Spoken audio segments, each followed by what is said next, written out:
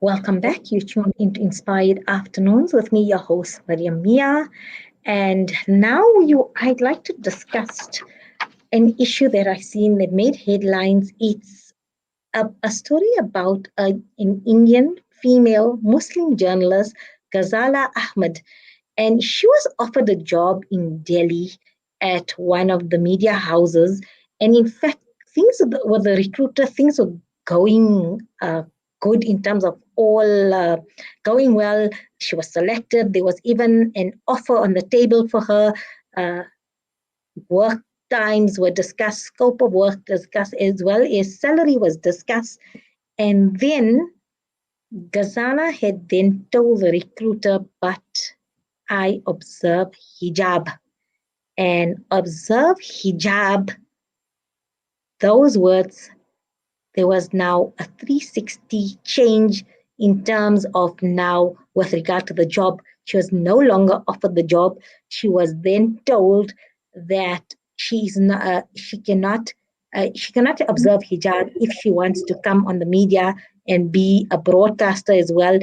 This is Hindustan area, so they own. She did explain to them that she observed her hijab when she was on Indian Express television. She was on NDTV as well, and there was no problem. But they refused, and they were told, and she was told that then this ain't happening. So either you drop your hijab if you want the job, or no job. All the offers are retracted. So let me welcome Ghazala Ahmad to Salam Media. Assalamu alaikum wa rahmatullahi wa barakatuh. Welcome to Inspired Afternoons here on Salam Media, Ghazala. Walaikum assalam, and thank you for having me on your news channel. And you're a young upcoming journalist, and I'm so pleased that you've highlighted this discrimination practice that you found. So tell us about your experience in terms of how far were you in terms of securing this job at a media house, and then when you inform them about your hijab, the whole U-turn happened in terms of now, if you're going to observe hijab, then you're not going to get this job. Okay, so yes, there was this web online news portal, which is, which broadcast news kind of news in one of the city of India, and I was all selected for the job. They took my interview, and we discussed salary and everything.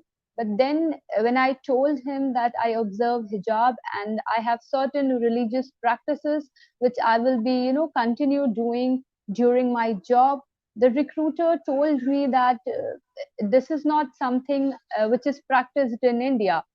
I mean, the recruiter told me that there is no media channel who employs someone who observe hijab.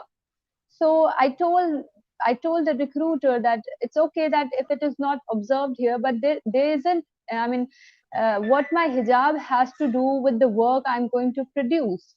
I mean, there is no connection with these two things. What a person is going to wear, as far as I'm completing my work, as far as I'm producing the work which is required for the organization, it should not be the concern of the recruiter or for any organization what a person is going to wear. Yeah, absolutely. Your competency in terms of your skill base has nothing to do with what you adorn and your looks. It has nothing to do with it. Absolutely, you correct there. So tell me now, I'm not very familiar. I know India is one of the largest. Well, they coined the term that they're one of the largest democracies, and my understanding that if you're a democracy, you are respectful to, especially not only respectful, but you take care of your minorities in terms of your minorities' rights, their cultural beliefs, their religious practices, and that so democracy means for me respect, freedom to practice cultural beliefs, religious beliefs, a right to choose your attire as well. So in terms of this, is India a democracy? Is it that hijab is not allowed? Or I'm trying to just make sense of this, that why would your hijab then affect your competency?